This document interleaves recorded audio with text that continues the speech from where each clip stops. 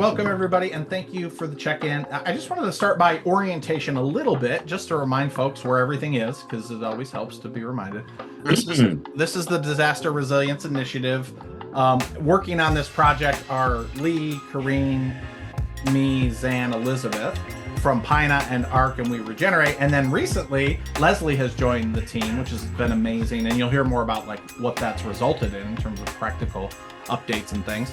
But first, you guys probably know about this space on the PCX. If not, we can send you the link. I just wanted to remind everybody that in this DR coordination space, if you're in there, there's overviews and links to everything. If you're not in there, then you would be in the Disaster Resilience Work Group. That's where we'll host our meetings and like we can talk to each other or share resources about disaster planning, resilience, etc.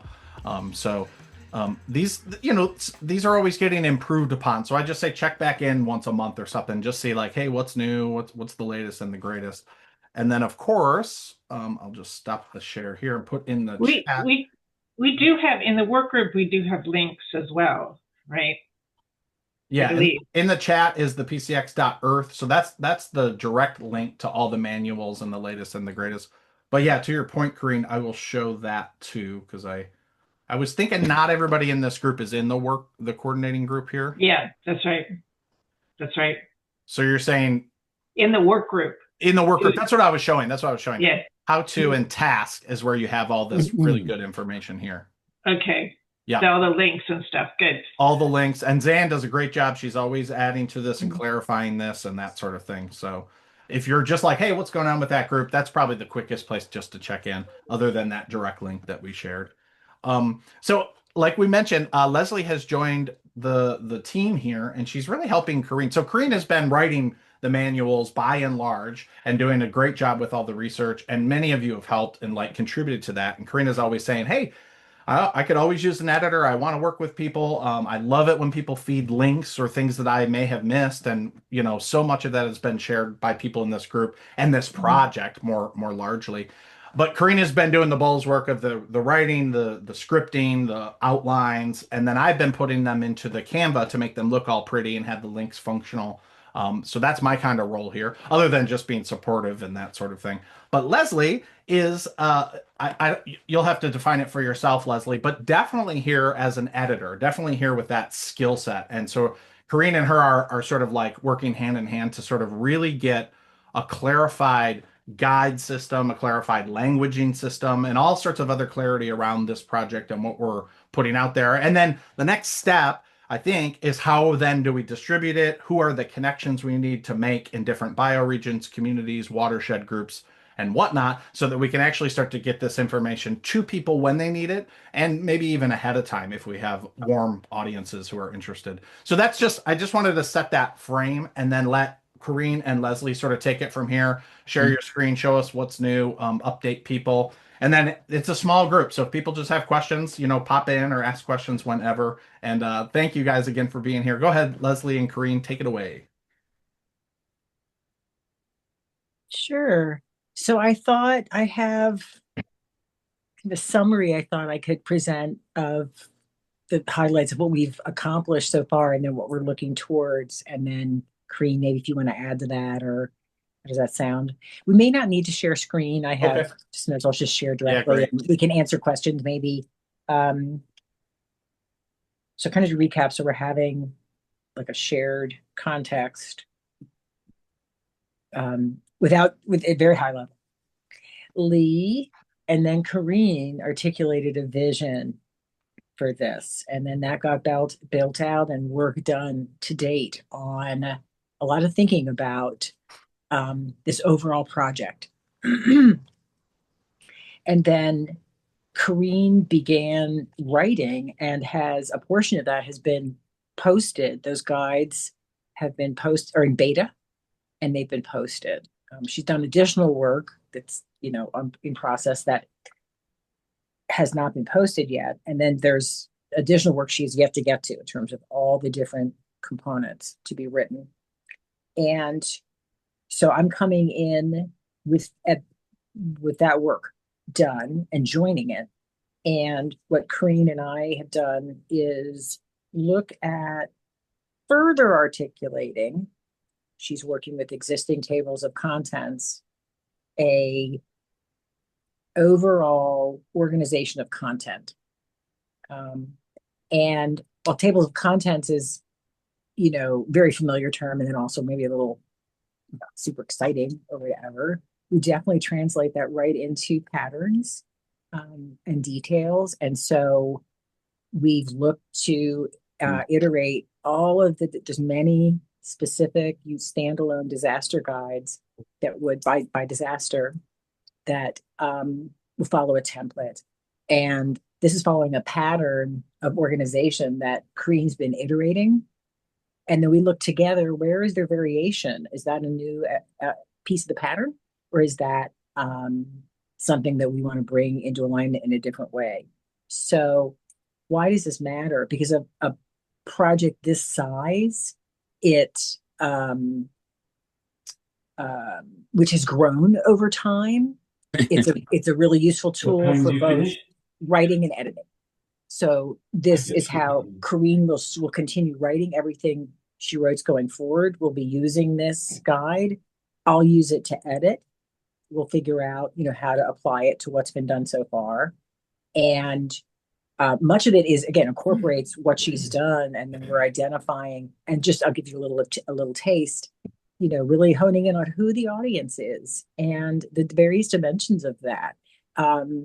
There's people that may be rural or urban. There's people that may be new to permaculture, and we want to reach them. And then we also want to serve the permaculturist who want to be more prepared for disaster than they are. So we're looking at all that so that, because without it, it's likely that we'll have greater likelihood that there could be some missing pieces or not everything. And then really making it user-friendly so that if you are whatever particular identity of the different audiences we want to reach, how it serves you. You're thinking about end user experience. That's maybe high level. Is that a kind of a good description?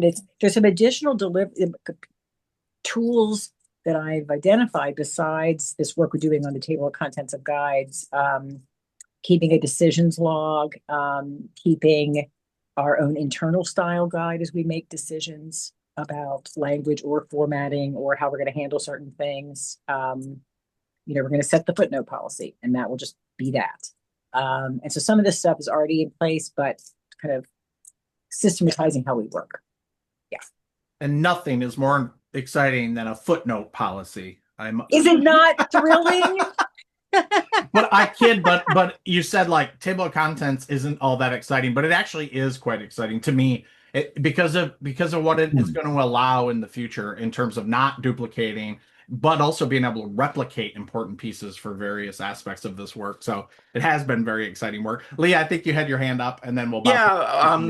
I didn't mention where I'm at. I'm in Waynesville near Asheville. I was on the edge of Helene, and incredible amount of regional damage. I've been up here 35 years. I'm a hiker, rock hound, realtor, water well dowser, so I get around. And I've seen incredible damage, and it occurred to me, let's turn this into an opportunity to promote permaculture principles and maybe jobs. I was thinking this be a little 20, 30 page pamphlet, and boom, I'm sure we're 100 pages now, but I absolutely love the energy that we're going through. And this is one of the best teams I've ever worked with. So I just wanted to put that in there. And I'm going to have to close off for a minute. My son is shifting, so I'll be back in just a minute. Thanks, Lee. Kareem, you want to hop in?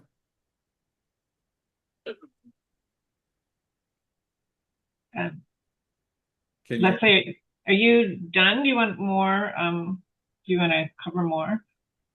Well, let's at least initially to see if there are any questions or if you wanted to add anything, and then is there anywhere that we want to go more specifically? Because I want to be mindful of time and how to use it. So, and where to go next.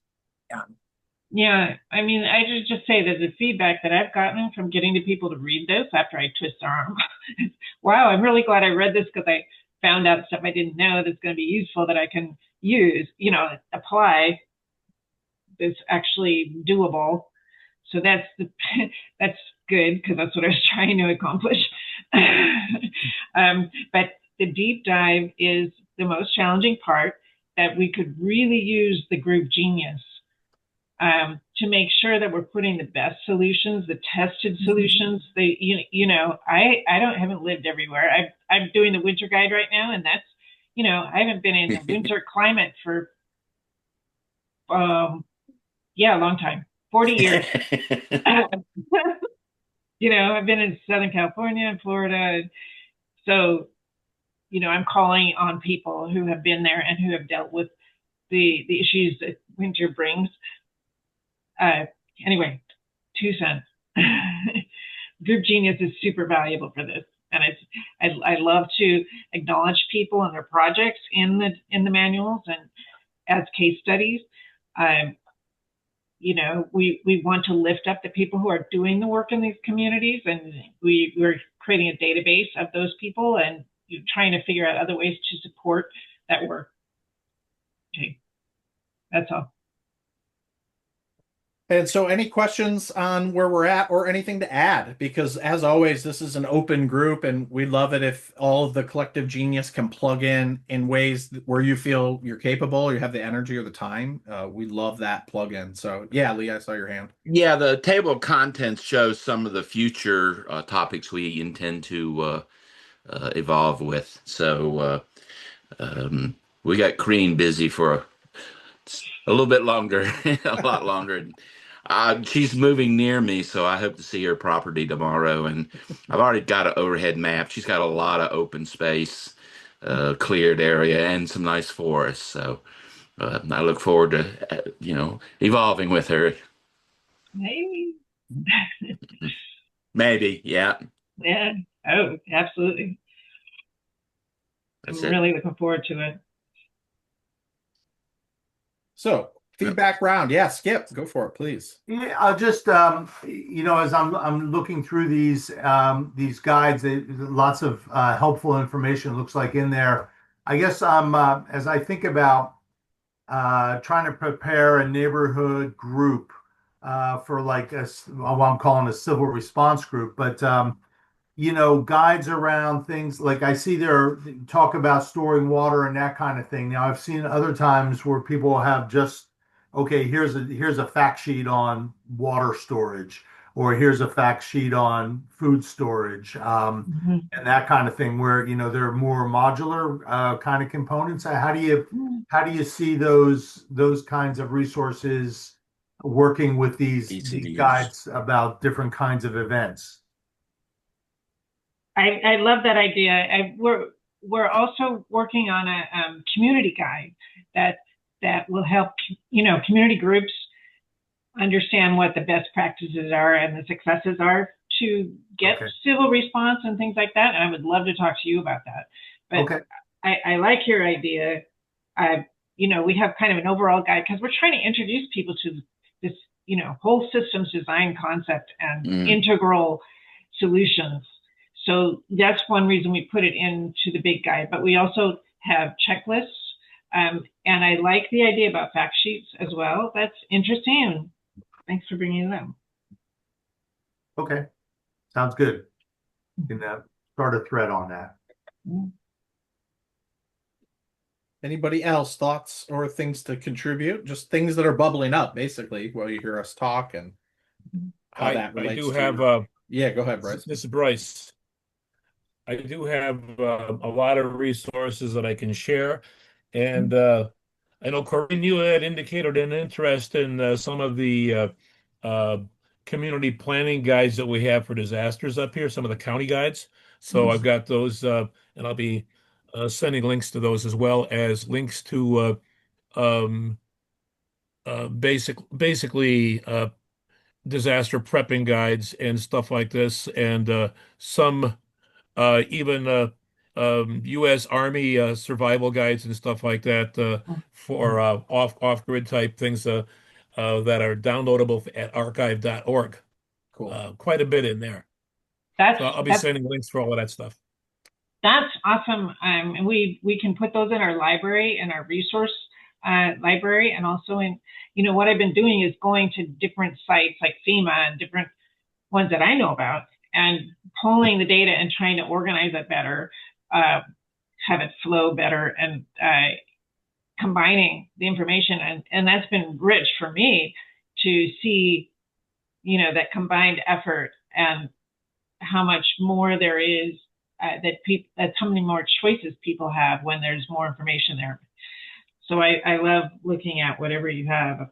Appreciate it. Okay, thank you. I'll I'm add trying to go and organize it by headings, and rather than just do a huge dump of data on you all at once, probably every couple of weeks I'll send a category of links Perfect. breaking down and an explanation what it is, so that you'll be able to go through there and pick according to what your current priorities might be at that time as to what you're researching, rather than just plain giving you all Yeah. 100,000 things, and all of a sudden you're going like, oh my goodness, what am I going to do with all of this?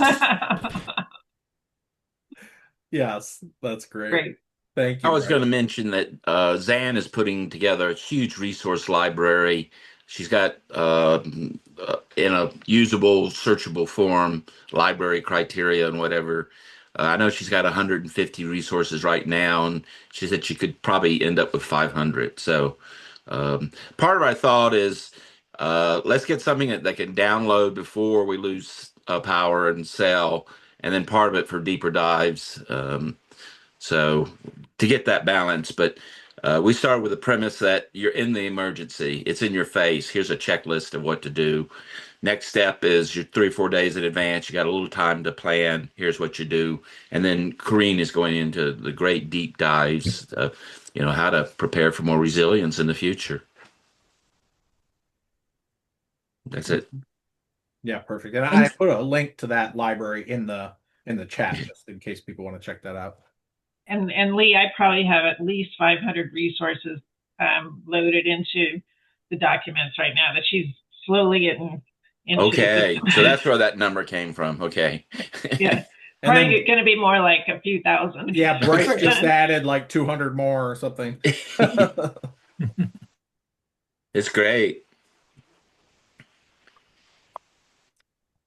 Wonderful. Well, thanks again, everybody, for contributing, and feel free to just jump in. Again, small enough group that we can just go with the flow here of what's on your mind.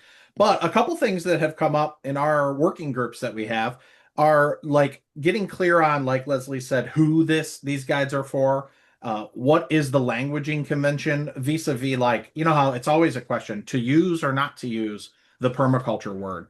It has so many advantages if you understand it. It has so many disadvantages that are starting from people don't always understand it or misunderstand it or think it's gardening, not a design science. So it's a cult. Yeah, it's a cult. It's in the wordage. It's a really cool cult, though. Yeah. It's a very distributed cult with no leaders. So how does that work? But Leslie, I see you got a hand up. I don't know. This could help or not. It could be helpful to hear briefly, our current understanding of who it's for. And I might ask Corrine to share that, because she knows by heart at the highest level, the different audiences. Maybe we don't have to get into every audience for every part, but overall, all the audiences. And I named a couple just now, general audience new to permaculture, and then also the permacultures. I didn't get into level, like a community level and stuff. So I don't know would that be helpful? Just to hear very briefly from Karif, just a recap of these are the audiences that this is for. And this is also just to say this has been clarified recently since Leslie's came on board. So this is somewhat of an articulation of where we've been. Or a distillation, maybe. Yeah. Yeah. And we've always had the general idea, but we're getting into the specifics about how do we communicate to these different audiences, and are we being as effective as we can in reaching the people that we're trying to talk to. So there's, the individuals that are going to be responding to disaster and all of their different circumstances. Are they living in the country? Are they living in the city? Are they apartment dwellers? Are they, what's their circumstance? Renters. We're trying to address those things. And then there's the groups that are either frontlines recovery response groups, or are groups in the community that could benefit from, that have participated in recovery to whatever degree, or are interested in doing so, or interested in just making sure their members are more protected. that's like very grassroots, front lines kind of group. And if we can get large organizations interested, then great. But we're filling a niche which isn't being filled by anybody else, as far as I can tell, in the way that we're doing in the holistic whole systems way that we're approaching it to individuals and to smaller groups. There's a lot of organizations that are working with countries and NGOs and multinational corporations. So that isn't so much of our audience, but it could be. It would be interesting to explore how that would work. But right now, we're just trying to get our wits around the immediate needs.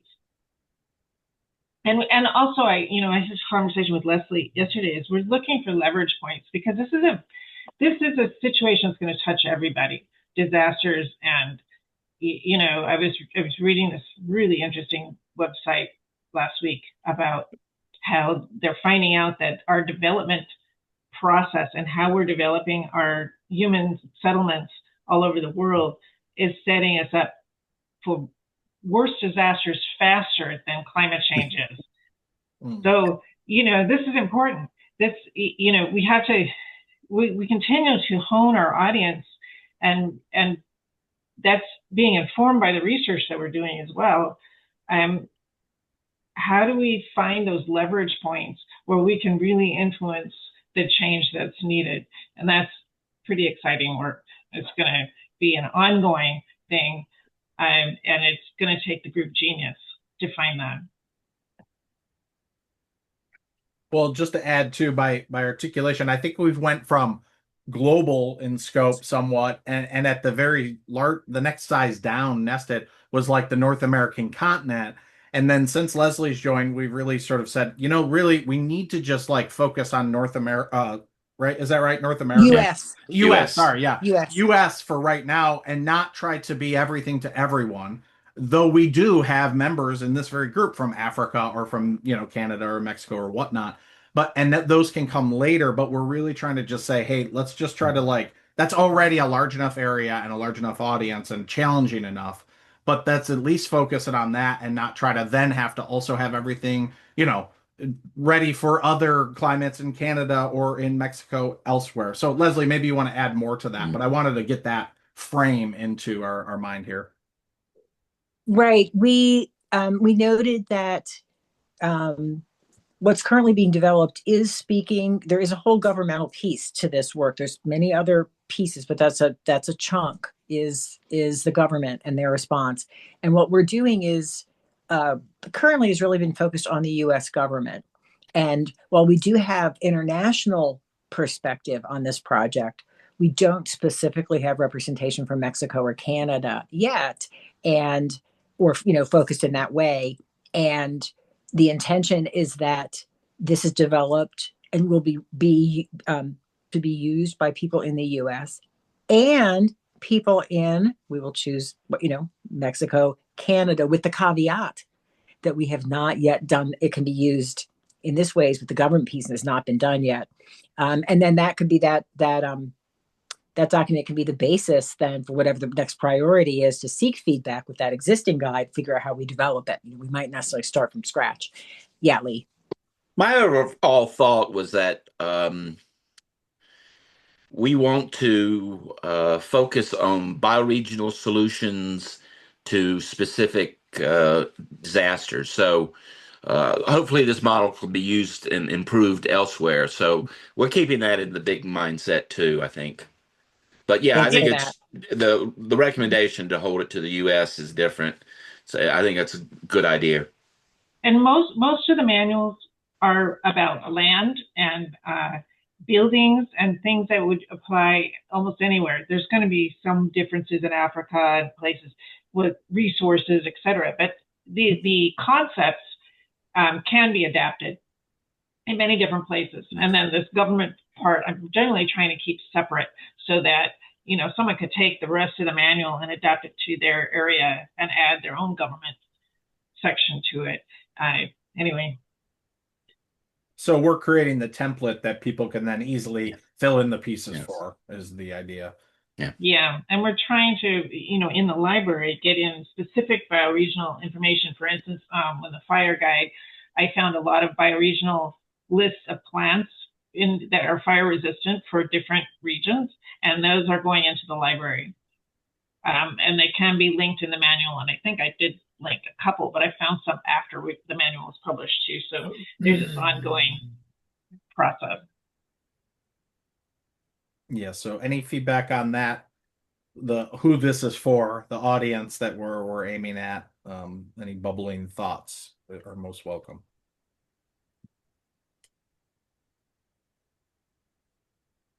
All right, I'll take that as a no for now. Swap out appropriate plant. Yeah, exactly. Swap out appropriate plants and building materials and names of community groups and watershed groups and all that. So yeah, thanks, Elizabeth. So let's move. The database, by the way, can be adapted for any area. It's zip code searchable. It's for the U.S. We can easily add other ways of searching in other countries, so that can be localized. Wait, the Omeka database? No, this is the WeRegenerate database. Oh, WeRegenerate. Yeah, which is a public resource database for regenerative disaster solutions. Right. And regenerative solutions, period. But there's going to be a section on disaster solutions. Yeah, we need to have eventually like a big party where all the bioregions get together and add people to that database. So it's like, boom, in one weekend, we just get like a bunch of contacts by location and searchable by zip code. That's a great idea. And y'all, if you have groups that you want listed in there, it's free. It's free promotion. I'm happy to get it in there. Again, I'll share the database with you, or I'll just share, we can just have you fill in a form and I'll go in there. So, yeah. Cool. And, so, moving to and anybody can bring up anything at any point. Moving back to the language question, if you guys are cool with that. Again, it's like to use the permaculture word or not. And then, like, what about the corollary or in the same sphere as the permaculture idea of like regenerative design or like holistic design or integrated design?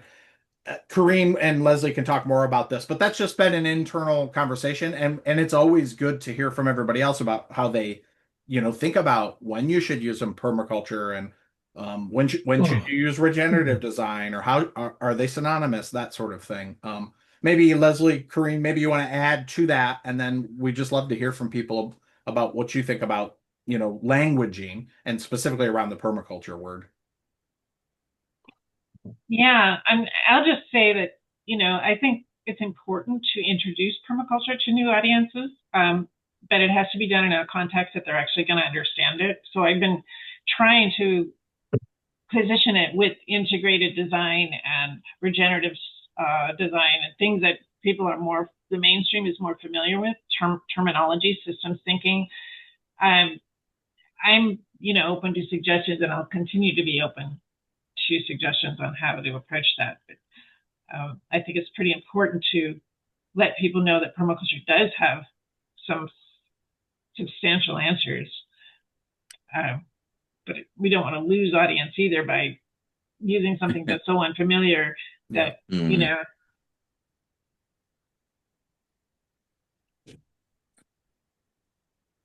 Yeah, so anybody hop in on that one, or Leslie, if you have more to say, because you've been thinking about this a lot too.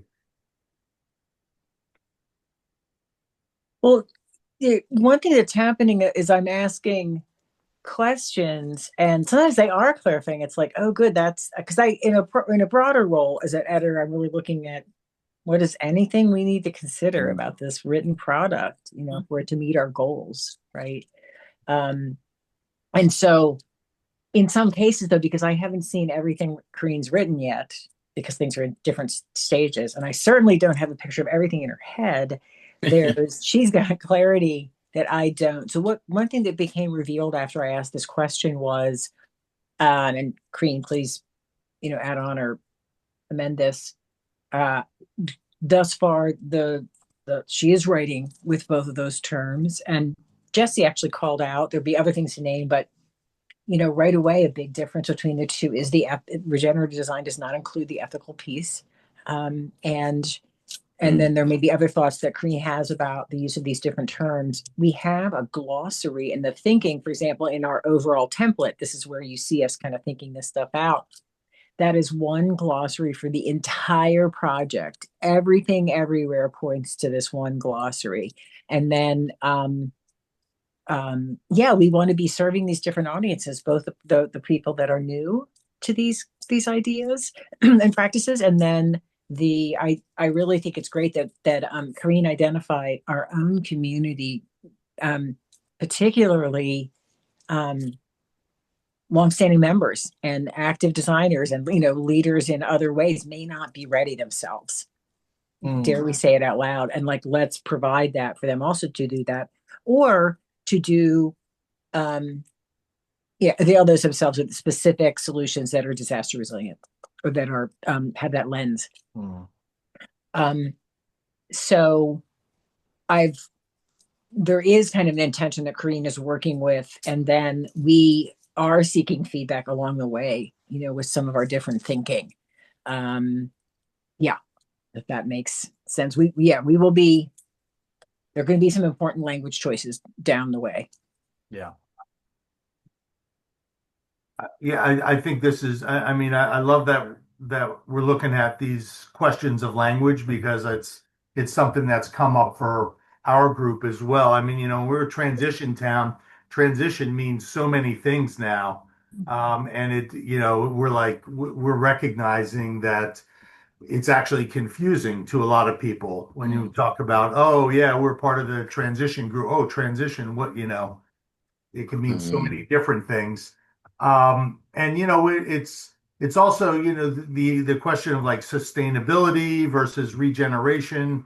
What do the words really capture? And meeting people where they are, I think, is also, I think, a really big lesson for me over the last many years, is that we've had conversations within our resilience working group about whether we want to have people come in who have these different worldviews, and because I'm much more of a big tent guy, like, let's bring people in and let's learn from each other.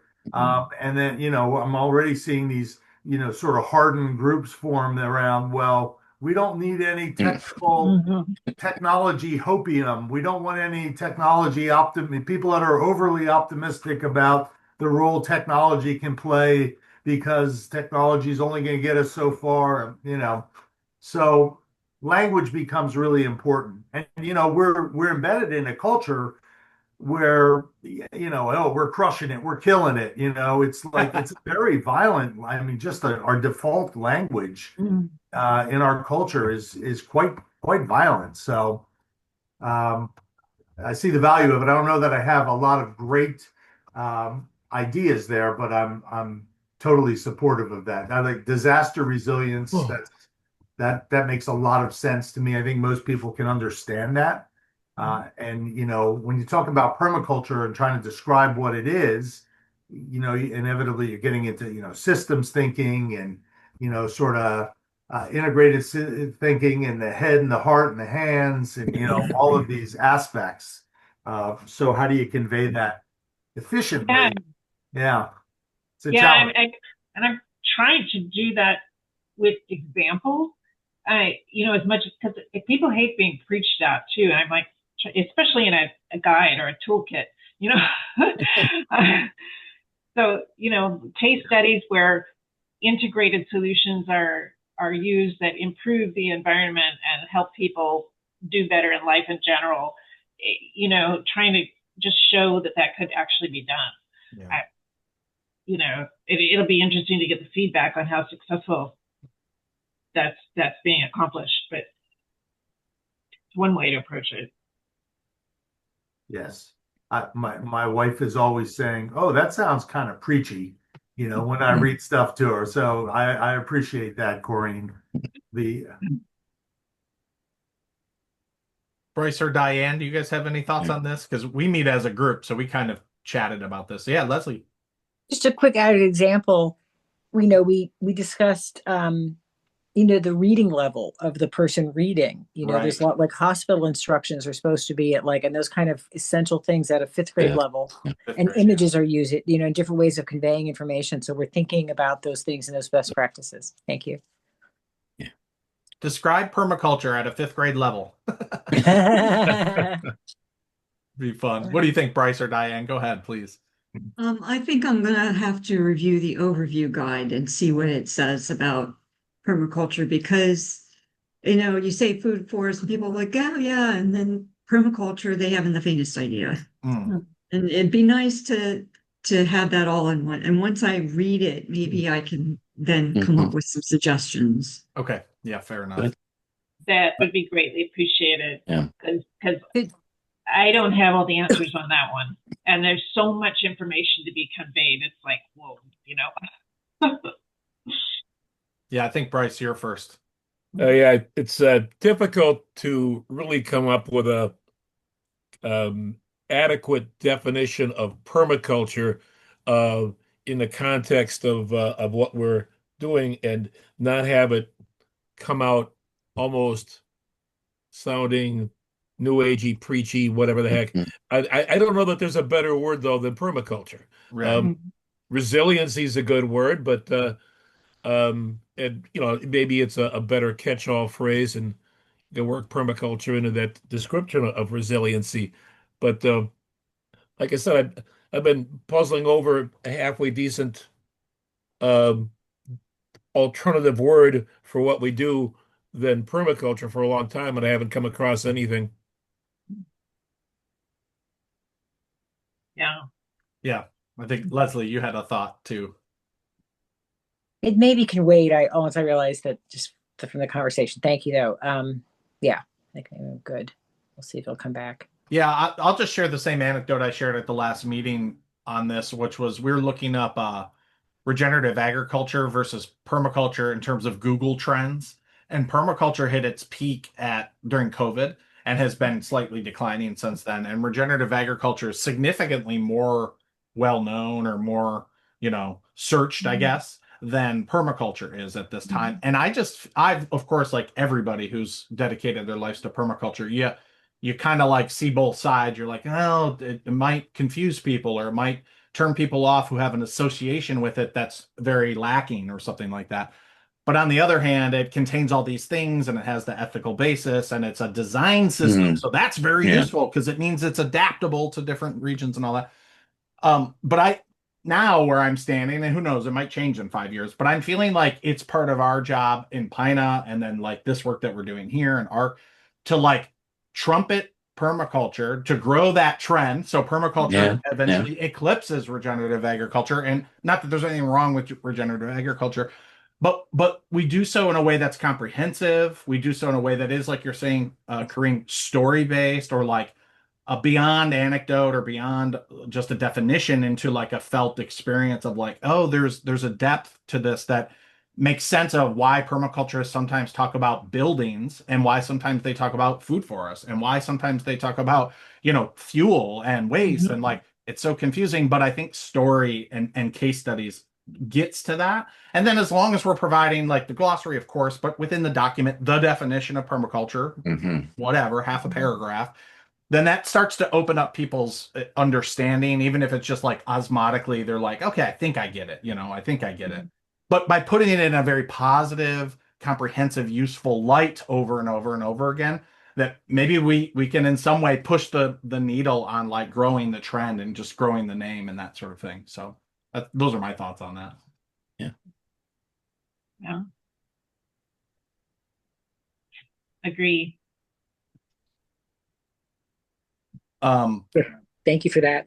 Yeah, no, thank you guys. Let's talk about another fun topic that we're getting into, which is and Elizabeth says something here, and holding our visible shared values in our language and definitions, right? And propose solutions, right? And case studies and all that. Yeah, exactly.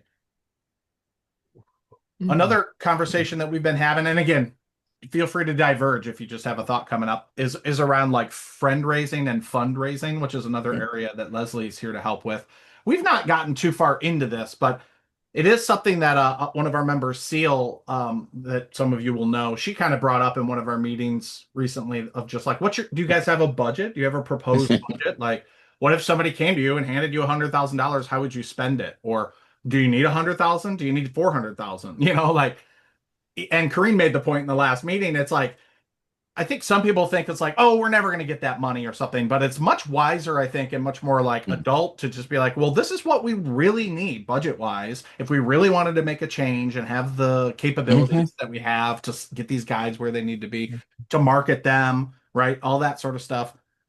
So we've been talking about budgeting. We've been talking about the 8 forms of capital and like how we track and sort of like utilize our non-financial forms of capital.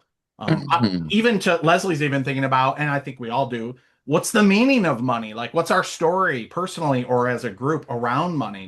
Do we just hate capitalism and do we hate usury and do we hate money? And do we therefore like say, no, we don't want to attract it?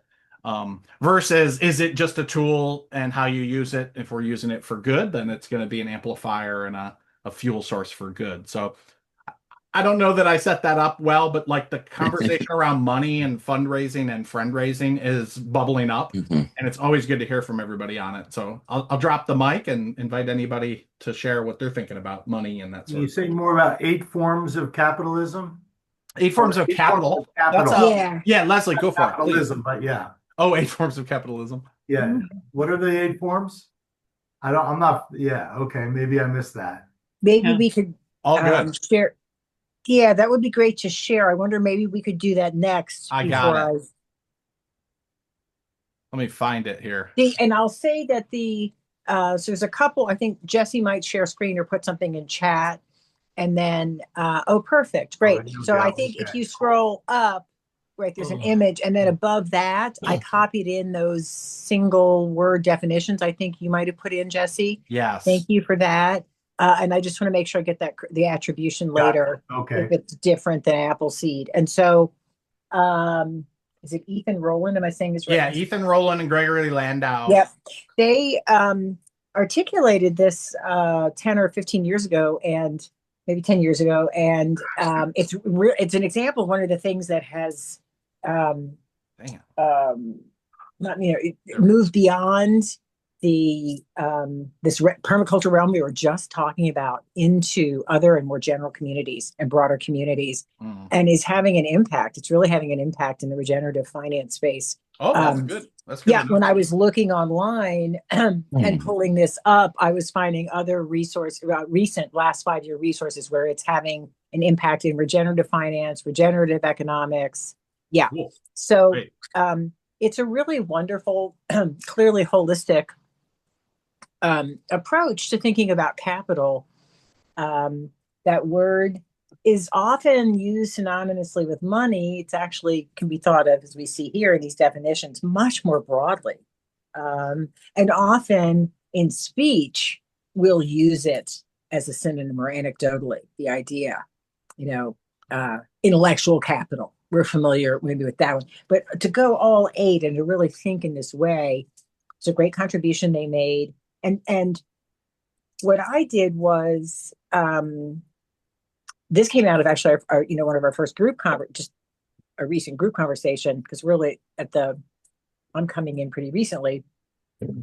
When I applied for the editor role, I included my information on my background, which is a lot of background in fund development, organization, or all of that, and was asked to do, and was very excited for the interest that and that there's this need that we've articulated here, and so you could follow the thinking. I said, how about a plan to plan, right? So rather than I kind of go charging off and do some fundraising plan, what's that even based on? What's our thinking? So I put together a short document, which is linked, which was some initial thoughts about how we might approach. And it was, let's have some conversations about what our values are around and how we see money and how we see thinking. Is one missing, or did it maybe get cut off? Thanks, Karine. Let me correct that. No, it's in there. I found it. Okay. Thank you. And so I put together some thoughts around because I've been thinking about this for a while and kind of working on, my TED Talk slash book that you have to write the book that doesn't exist yet that you need, which is applying fundraising in regenerative ways, right? And so I've been thinking about how to apply the permaculture principles to money and to fund development and to Mm. and so I was shared a little bit of that in the document. And then I asked, what's the money for? That can be a really informative question, grounding. What would we actually use the money for? Um, and then the idea that we did some different frameworks. And I offered a couple like The Soul of Money and Decolonizing Wealth. And those are really wonderful resources. And I omitted inadvertently 8 forms of capital. And so then in our next conversation, that was identified. And we discussed first, I think Zan and Kareen and I, and then in coordinating circle, that might be a nice place to start, right? There can be different responses, and we know that it can be a charged topic or, even dysfunctional, certainly complex in our culture, in the dominant culture, money. We're kind of coming at it from a different holistic place.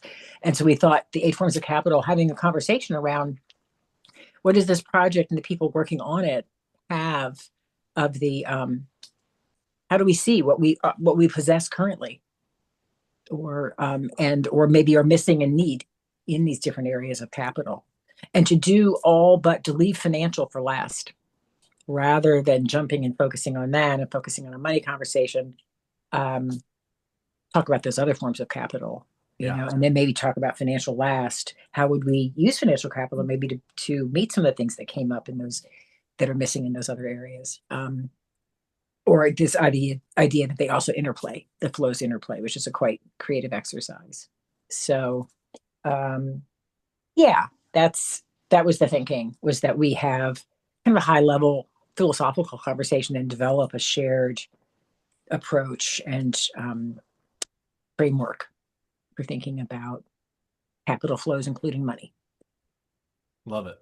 So hop in if anybody has bubbling thoughts. I'm sure we all have thoughts on this subject. This is a good one.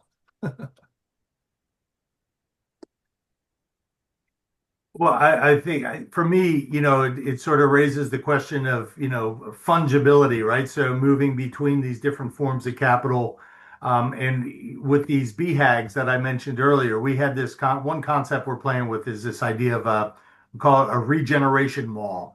So we're talking about building, getting a space, and then inside the space having a bunch of small offerings or businesses like a refillery, like a repair cafe, like a clothing swap, right? This kind of thing. So, all of it. So our resilience group, people got very excited. We started looking at local space and all, and I started doing the math. Like there's a real estate company in town that has like most of the big real estate parcels, and there's a 1 acre parcel, and I did the math on what their rental is, and it's $19,000 a month just for a 1 acre parcel. Do they take social capital? Well, exactly. So, right, if we partnered with the borough, with the government, Right. maybe they will contribute some, and then, well, what about building a building? Well, what if we were to have local architects that specialize in, sustainable materials, and, or, people that are building hempcrete blocks, and they want to showcase, they want to build a building. So they're like creative ways of thinking about financing that if Right. you really have an inspiring project, then some of the fungibility of these other forms of capital start to open up a little bit, I think. So you can start to trade different kinds of capital off, and fund the project a little more cost effectively. So that's one thing that came up for me as we talked about that. Love that, Skip. Thank you.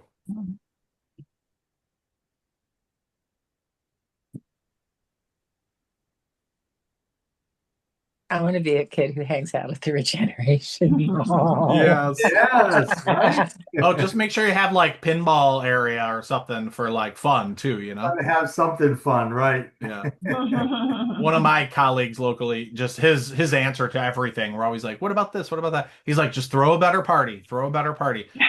Make it so attractive. Like you say, Skip, like if you get it's such an inspiring concept that Right.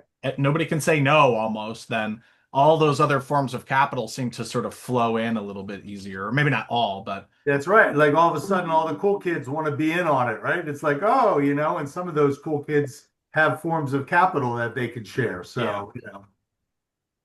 And Leslie, I'll just say, like, I've been really inspired by the eight forms of capital and regenerative circular economics and all that.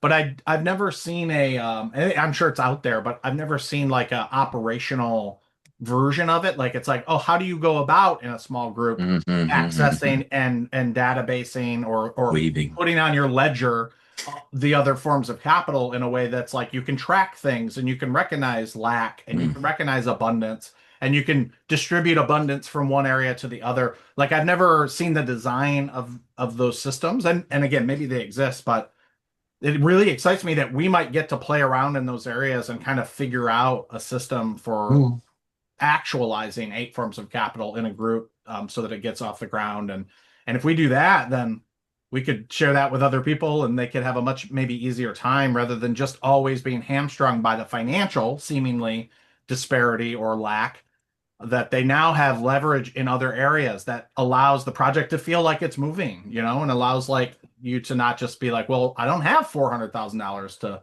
buy a mall, you know? So anyway, I'm excited by that. Leslie, Oh, you're muted, Leslie. muted. There we go.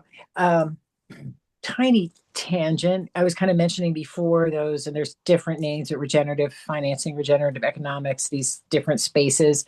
And some different people have contributed. There's the systems design kind of end, and then there's organizational development, and then there's business, holistic approaches, people that are wanting somehow business to be ethical. That's what I see. Anyway, one of the people without, not unlike permaculture, there's a lot of different kind of thought leaders, and there's different groups, right, that have maybe expressed themselves in different books the way Ethan did. And then there's different groups.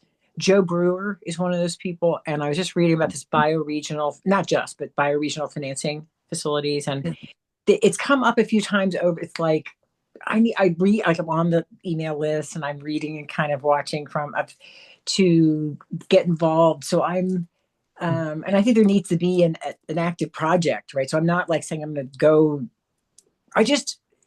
this might be relevant if I were to connect there at some point, which I was wanting to do anyway for my own edification, because this is my area. So that's what I need to do, if that makes sense. Yeah. So I just want to name that I'm going to look into that, trying to see how I can be more part of those conversations. Yeah. Yeah. And he's got an interesting financial model, which is allowing them to do projects on bioregional level. And it's using Mighty Networks, which we can also do. We may want to expand the disaster conversation and open it up. And I know there's some effort in just getting people to join the work group, but we may want to have a more open public group to discuss this stuff too at some point. Anyway, I put something in the chat too about you got me thinking, Jesse, how do we throw a better party with this project? That's a fun kind of thing. Open for suggestions. I will just say, I think I brought up maybe, or Lee or Seal, it was in that group, the idea of like, it seems plainly obvious that many people, ourselves, myself included, even though I'm studying this and working with you all on disaster preparedness, are not practiced enough. Even if we have our little bin of, oh, when the shit hits the fan, I got my bin. You still have to practice it. You still have to make sure the battery works, or how to use the inverter, or and it's even better if you can practice in a smaller, with your neighbors a little bit, and there's some level of like Community. And so that, like, my thought was like, maybe there's like challenges or parties, online events where we're practicing, resilience response. Like, and anybody can I've start. seen Even that. if I've you're seen that. started from nothing, you could still Mhm. enjoy it or something like that. Yeah, I love that. And, Florida is great at having hurricane parties. We're like the hurricane party state. And you do that Everybody before. has a bunch of people that we go, if there's a hurricane coming, we go over to somebody's house and we just party for 3 days while the electricity's out. That's awesome. I It's didn't a know that. thing. It's a thing. That's awesome. I love it. I love the idea. There was a disaster group here that I was a consultant for a while that kind of did that. They got together and had, social events and talked about shit hitting the fan. Proper group. And that, but they were having fun while they were doing it. So, and you could easily with a small group like start to just map or just write down, okay, what social capital do we have? What living capital, what experiential capital? Just having that database might be very useful, let alone what else might generate from it. Mm-hmm. And that's the kind of thing we're putting into the community guide is ABCD, a risk assessment as a group. And there's already some really good step-by-step processes out there that people have developed. If anyone runs across any more of them, please send them to me because we're kind of compiling that stuff right now.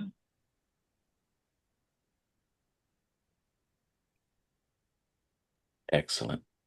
Yeah, that's a cool idea. We're having on December 5th, we're going to have a potluck for my civil response group. I've been reaching out to people that are interested, and it would be great to have little party games that we could play, sort of icebreakers or something about, how resilient is your household or how prepared are you or, Yeah. I don't know what that would be, but you could maybe use checklists from the general guide.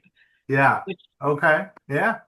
And turn it into a little bit of a bingo. Yeah, check them off. Have like a prize for the most people prepared. who are most prepared or something. I don't know. Yeah, that'd be cool. You could partner with local, like offer products or services from local, related businesses. That'd be sweet.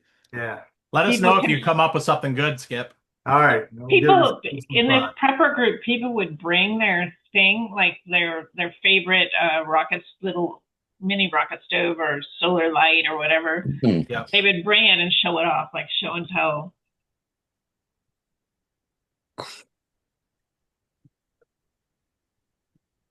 And don't forget about financial capital too. If anybody has ideas or, because we're in the grant writing world is a big piece of it. But Don Tipping at the latest Nursery Summit brought up the point. He really wants to do bioregional seed banks that are like built into the landscape and sort of like disaster proof. And they're a bioregional hub of genetics, right? That's kind of the extension of his work, which is at Siskiyou Seeds. And he's thinking along the lines of like, hey, especially with the government the way it is, grants might not be as readily available, for the period, the 5 years or whatever. What about the old Patreon model or patron model? Patreon has stole my brain space. Patron model. Hold on. What's that guy's name? Don Tipping. Okay, because that should go in the minute. That's like a great case study. Yes. And so he's like, how like Mozart had like a funding family? It was the patron model. It was like your work is so important to the crown or whatever that we'll just pay you to write symphonies and perform and that sort of thing.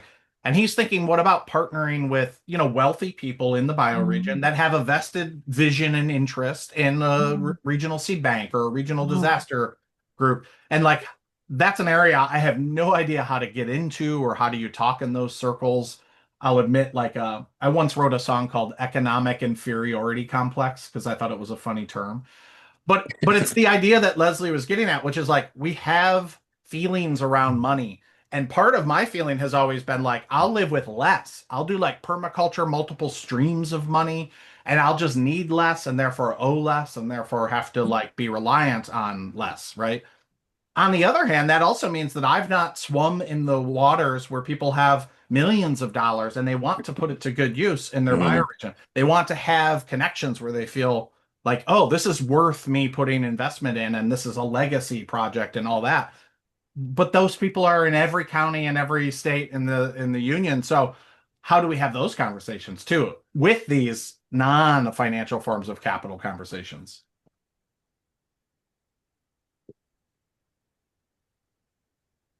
Yeah, I'm not just an example because there's different considerations, and then you see different how different groups have had different takes. Occupy Oakland, I bottom line the finances, and they by decision of General Assembly, which was large groups of whoever showed up, they decided to take no grants. Mm. So only money from individuals, which is a radical choice, but they were just Mhm. like, we will not, and it will be, we will take only unrestricted gifts. Yeah. And at one point, someone came approached and said, I have this $20,000 and I want you to do this thing. And the group was like, no. And the person was just shocked, like, how dare you turn down my, and then, but again, there's responsibilities attached to taking Yes. money Yeah. and, ethical and legal and on and on. So I admired that, even though I wasn't, it was this a group of however many the community decided, it was cool to see how that played out and just Yeah. other choices that were made. Yeah. Around money, Mm. around, how it would work. So how, yeah, for example, yeah, I'll stop there. Lots of ideas.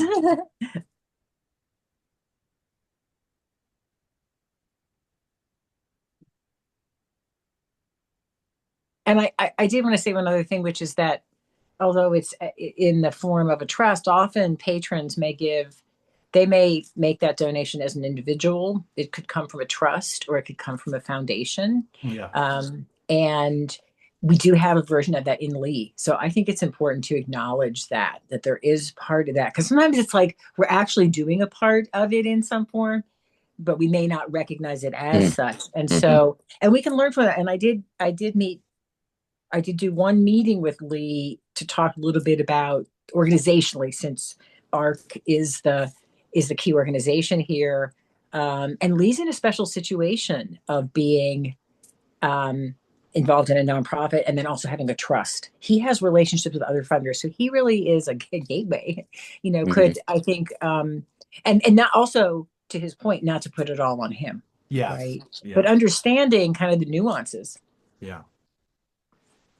I'll Lee just can add speak to that other funders. Lee can speak to other funders. Lee can join a environmental Southeast U.S. funders group focused on environment and join a working group. But then if he's doing that, he's not doing something else, right? So I'm not going to speak for Lee and his schedule, but you get the idea, right? Yeah.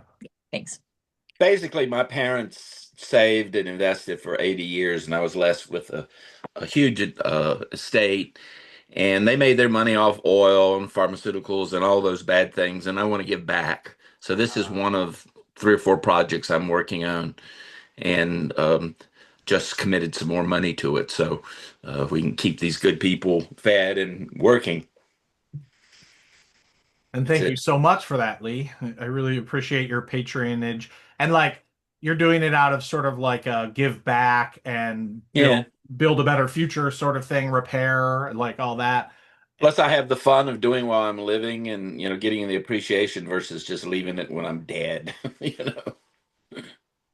I've never had this conversation with you, and but I'm just wondering, Lee, is there anything that would help you from the patron perspective, or that would feel good? I get the sense that you're humble and you don't want plaques and things in your name, but I do wonder what's the reciprocational best practice, or are there any things that we can do to make that a beautiful option for other patrons? Yeah, I'm developing a system of large groups. I'm organizing, supporting medium level and then small. Mm. And that's with Helene. A lot of watersheds are getting extra money because of the need, and that sort of thing. American Society of Dowsers has 60 years of archives that they needed help getting digitized, and I said, "You got it. That information is too valuable to lose." I Yeah. mean, they got stuff on cassettes that you may read them and never be able to read them another time. So it changes for me. it's a model I'm working on, but I'm getting more familiar with the major steps at least. So yeah, I'd love to talk to you guys about that more. Yeah, thank you. Oh. We're nearing our end here, so any thoughts bubbling up or that you want to just share with the group before we disband? I'll just add that I'm so excited with all the new ideas that are coming up and the clarifications that are going on in my head and the opportunities that we've got. So Good. thank you all for participating and continuing to check. Yeah, what- I just want to say that, your input has been really valuable, and it has influenced our thinking and our actions. These town halls have been really great. It's, working in a vacuum in my little room is one thing, but hearing from people who are on the front lines and experiencing things and have, the different skill sets and backgrounds that you guys have I really appreciate it.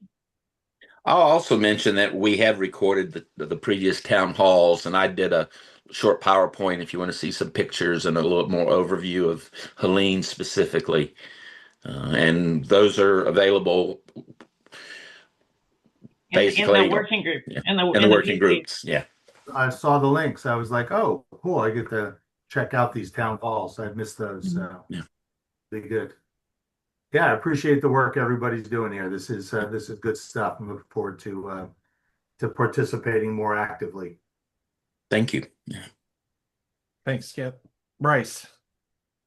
I just want to add that it was last month I was in the Cleveland area at the Greater Lake Erie South Shore bioregional convention that they had there, and it was these were topics that we covered a lot over there in their regional planning, permaculture wise, and they're setting up a nice little bioregional cooperation setup, and I did share uh, the work that's been done so far by the committee with Thank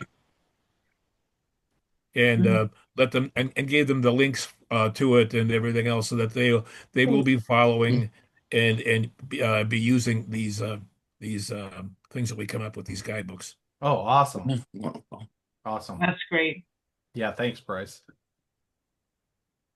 Diane, final thoughts or bubbles? And Elizabeth had a good question about like, is this on the right track? Are we missing anything? If you guys have any thoughts, maybe put them in the chat or say your piece here. But go ahead, Diane, please. I just feel like I need to read the manuals now. It's been a while since I've looked at them, and that would give me some ideas. But basically, yeah, I'd like to be able to explain permaculture to my neighbors. What am I doing here? Yeah. You think that these manuals could be an inroad to that? Quite possibly. I mean, our whole neighborhood suffered through the hurricanes last year. It's on everybody's mind. Yeah. Yeah. Yeah, I'm going to send you the winter guide to look at. Yeah. It'd be great to get your feedback. It's the first thing that's in the new template format, and you can give us some feedback. Well, that's cool. You'd think I wouldn't know much about winter, but I was just on a prepping Zoom call, and all they talked about was winter because these people are from up north, negative degrees, and so I got some really good ideas. Oh, cool. Love it. Well, thanks for being here, Diane. I appreciate your steadfastness. You're always showing up, and I really appreciate that. And your contributions are great. And yeah, let us know if you have feedback as you read those manuals. We'd love to hear it. And we'll keep doing these, of course. So we'll see you at the next. The best way is just to, well, I mean, I have Corinne's email directly. So best would be in the PCX working group if you're in there, because then other people can comment. Okay. I was just, okay. Comments in PCX. Okay. Yep. And I can send the link if you need that, but thank you. I saw it, pcx.earth disaster resilience working group. Yep. Okay. Be a little form bio. Yeah. where you're located. But any way that works for you, Diane, Yeah. you know, whatever is easiest. That's the key thing. Okay. I'm forgetting who else needs to check out, but whoever else hasn't, go for it. How you feeling? Final thoughts, everybody. Thank you, Bryce, Diane, and Skip for your participation, and then you have contributed or have indicated you might be sending along, or looking at next, or your willingness to do that. I really appreciate it. Yeah, we Karine and I are eager for and will utilize the feedback you've given. Thanks. Awesome. Karine, did you check out? I can't Yeah. remember. Okay. Yeah. All right. I'll check out. Elizabeth is still, I think, not able to share, but thanks for being here and your contributions, Elizabeth. And I'll just echo what Lee said. I love working with this team. Leslie's so super talented and knowledgeable about so many areas, so easy to work with. So everybody is. Karine is just like a terror, always working on these designs and these guides and just going ever deeper. And We have released the Kraken. Yes, gathering all the stuff you guys throw at her into this comprehensible thing. And Elizabeth's just always able to do where is needed and is an amazing contribution to the group. And Lee is an amazing lead and the patron of the group. Thank you, Lee. And Zan is an amazing person to work with too. So I just want to shout out to this group and say it's one of the best groups I've ever been a part of too. And the depth of knowledge is even amplified now with Skip and Bryce and Diane here. It's just so great that we're all doing this work, and let's keep weaving together as best we can and sharing what works and getting it out to other groups that could maybe use it and modify it for their own needs, because it's needed everywhere. And I do think disasters is a bit of a Trojan horse to get permaculture into consciousnesses where it might not otherwise go. So yeah. I like that Trojan horse. Yeah. I like that too, Elizabeth. We are pretty wealthy and lots of forms of capital already. Yeah, amen. Let's let that be the final word. Thanks, everybody. Have a good weekend. We'll see you soon. Bye, everyone. Bye-bye. Thank you.